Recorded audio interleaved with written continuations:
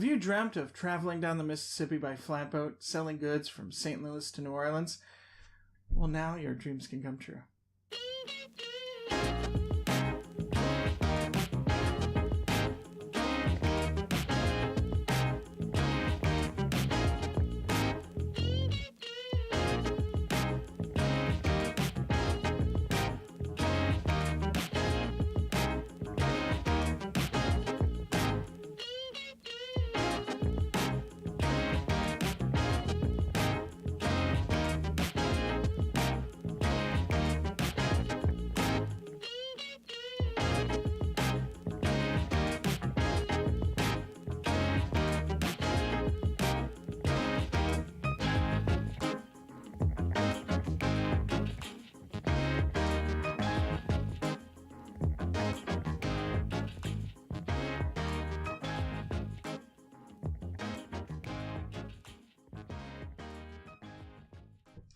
This is Broadhorns, designed by James Harmon and published by Rio Grande Games. Before the age of steamboats, broadhorns were used to transport goods down the river. They would start in a city like St. Louis and work their way down the river, buying and selling goods along the way. Once they reached New Orleans, they would break down the boat for lumber and start over again. Broadhorn simulates this experience of buying and selling goods down the Mississippi, and the person who is most profitable wins the game. You'll begin your journey in St. Louis. You'll start with a basic boat, and you'll initially buy some goods to fill up your boat and move your way downriver, paying their cost. You'll need to be careful about which items that you purchase, because at the beginning of each turn, you're going to spoil your goods one space. You're also going to potentially be drawing cards throughout the game that might spoil your goods an additional space. And if your goods spoil too much, unfortunately they rot and have to be discarded. As well, something to keep in mind too when purchasing goods, new goods will be randomly added back to the board. This is going to create an additional amount of supply and demand, which will make the cost of goods increase and decrease each round. On your turn, you'll choose two actions. You can move down the river at your boat's speed. A larger boat moves slower. In the case of a 20-foot boat, it moves 7 spaces. In the case of a 40-foot boat, it moves 6 spaces. So if I'm using a 20-foot boat, I can get all the way to St. Genevieve, but instead I want to go to Cahokia. While I'm there, I can then take a port action. Port actions allow you to sell goods that you have to the city. In this case, $2 for wheat, $2 for apples. I get $4 back. If you are able to complete a tile and cover up all the spaces on a board, you get to take that off, get the bonus that's listed at the top, and add that to your supply. At the end of the game, there's little wreaths on the bottom of these. The person who has the most wreath points at the end of the game will get an additional bonus. One thing you'll also do is take one of the barrels that was on that tile and put it down on the season track. Each time one of these is completely full, you will move down to the next season and take its effect. In the case of winter, you move one less space. In the case of spring, you move one additional space. And in the case of summer, instead of just one of your goods spoiling, you'll notice it says that all of your goods will spoil in summer. And that can make things really difficult. So you'll need to plan ahead in terms of when you're moving things down the river and in what season. You'll also want to pay careful attention to the locations that your opponents are going to. If I go here and I add 1 barrel to this location, my opponent can't sell for that value anymore. The only thing they can get full cost for is the pork. You can always sell at a location with whatever you want to sell, but you're only going to get $1 for it if there's no space for it. The other port action that you can take at a location is to buy goods that are available for sale. Unfortunately, this is very limiting. So with a smaller boat, you're very much going to have to rely on the sales that are happening at that location.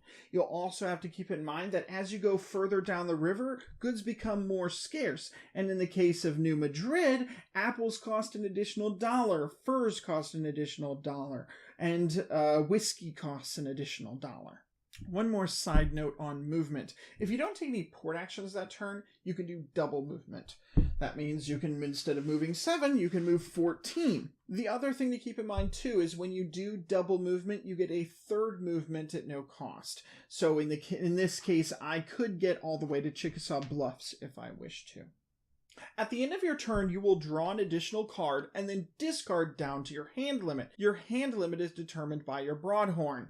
In the case of a 20-foot boat, you can only hold 3 cards. So I would need to get rid of some additional cards. But what's different about this game is that rather than discarding those cards to a discard pile, if they are a card that gives a bonus to a city, it has to be discarded to that city, which means your opponent might be able to stop there and get a bonus, in this case in Vicksburg, selling apples. There are a variety of different cards that you might pick up.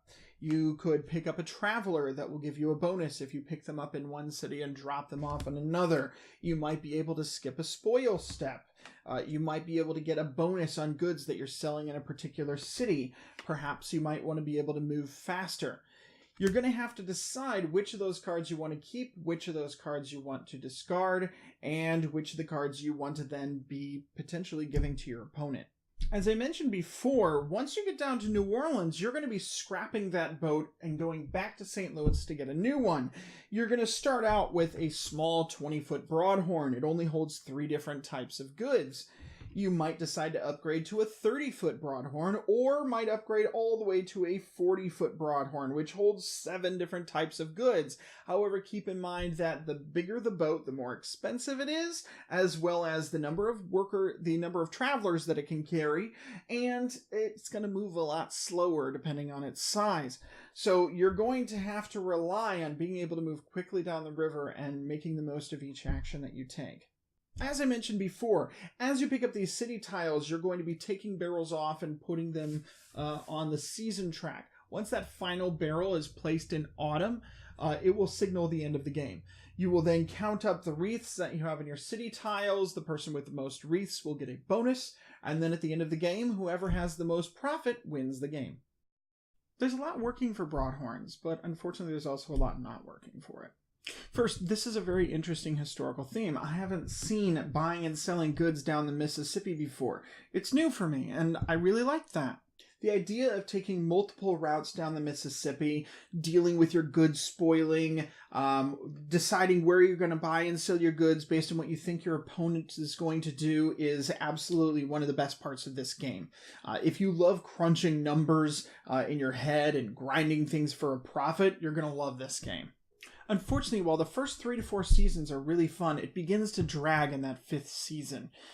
We just didn't feel that there was enough going on to justify the length of play, especially for 2 players. So one thing that we did to counter this, and it's our personal recommendation, is we removed 1 barrel that you could put down for each season. This made things go significantly faster for 2 players, made things a little bit more intense, and for us was a lot more fun experience. We also really love the idea of your goods spoiling and the press your luck element. Unfortunately, with 2 players, the spoil cards just don't come out enough. You're not having spoil cards come out with each player going around the table because it's just going back and forth. So that risk element just doesn't come up enough. That's why we think this game really shines with 4 players. One of the things you might consider doing is using less rows for spoilage with less players. This would amp up that press your luck experience and make things a little bit more exciting. For new players, this is a very straightforward game with a very clear path. You're not going to have to worry about tons of different variables that you're going to have to keep track of. For Kathy and I, who prefer much heavier games, we just wish there was a little bit more going on. The city tile is really interesting, and it's a nice little idea for the end of the game, but for 2 players, usually blocking someone is going to be in your better interest, and since this is the end game mechanic and it determines how long the game is going to last, if all you're doing is blocking people, the game, again, tends to drag. For us, we felt the game would be significantly improved, potentially with a future expansion that had you go after some end-game objectives similar to Mad King or Suburbia. Perhaps if you collect all from a city, you get 10 points. If you collect at least 4 different cities, you get other points. Maybe if you use one of each boat, you get points. Depending on the barrels that you collect, you might get additional points. These are just some things that we felt would add a much needed variability to this game each time you play it and give a little bit of a different experience. It's one of the things that we absolutely loved about Dinosaur Island. And we think with a simple expansion that would add these cards and maybe some additional spoil cards to increase the risk of the game, we felt that that would really improve this game. And of course the art. The box art is gorgeous. When I opened this up, I was really excited about it. It's beautiful to look at. It looks good on the shelf. It's nice. I was really pleased with it. Then we got out the game and we looked at the board, and the board was absolutely beautiful. It's really pretty. And then we got out the cards, and they were just really a letdown. They just don't match the aesthetic style of the rest of the game. It feels very much like one person started the design and another person finished it. There's also various symbology that doesn't quite make sense at times.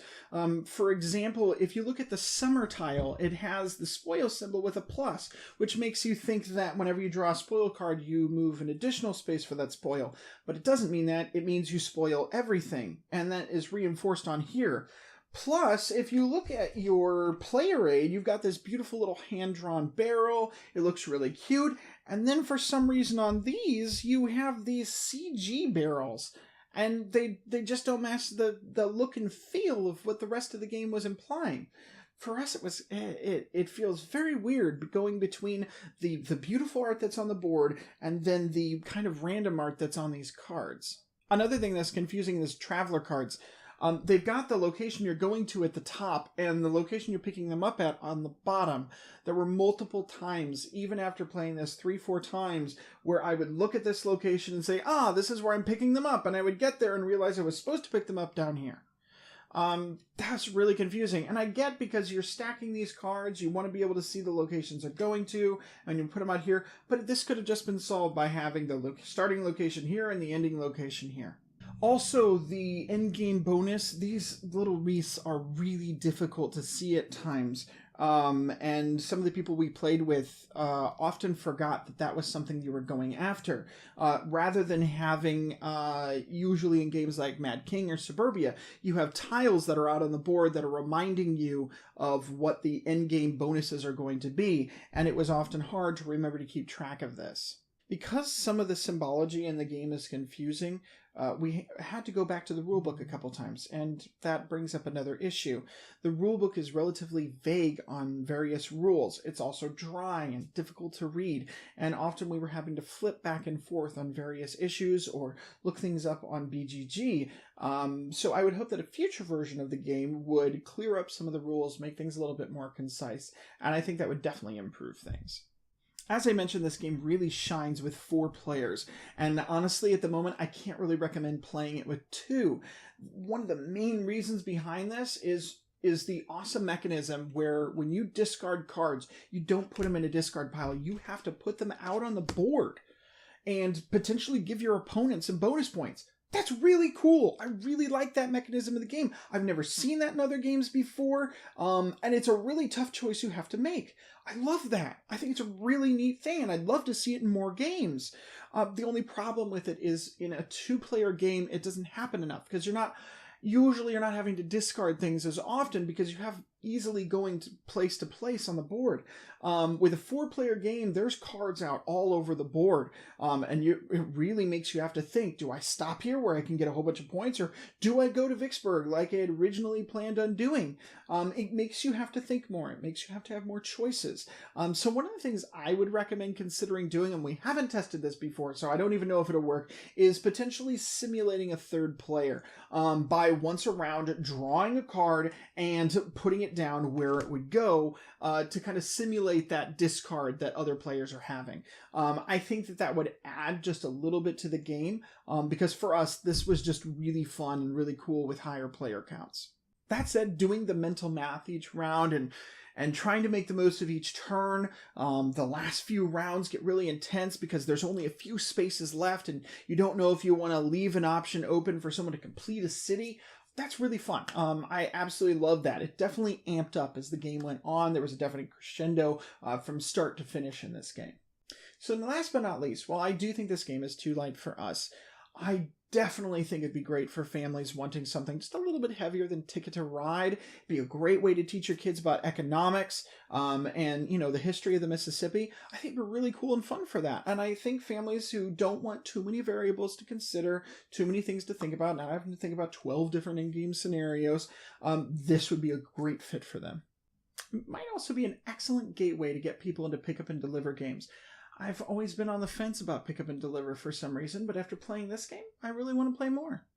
So that's Broadhorns. I hope you liked the review. If you did, make sure you hit that like button down below and subscribe to the channel. Also, make sure you hit that little bell icon so you never miss an episode. Thanks so much for watching, and have an awesome day.